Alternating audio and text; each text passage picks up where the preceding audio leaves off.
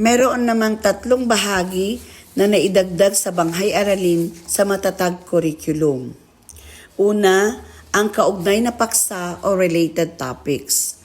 Tumutukoy sa mga paksa o konsepto na may direktang ugnayan sa pangunahing paksa o layunin ng pagkatuto. Sa madaling salita, ito ay mga ideya, kaalaman o karanasan na tumutulong upang mas mapalalim ang pag-unawa sa isang pangunahing paksa.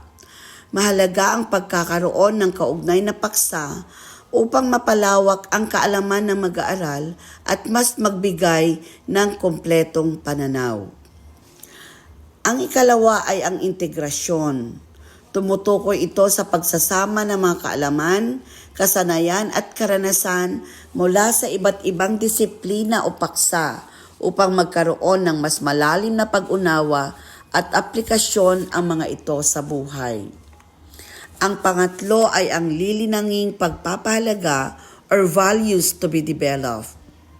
Ito ay tumutukoy sa proseso ng pagpapalawak, pagpapatibay at pagpapaunlad ng mga pagpapahalagang moral at ethical sa isang individual.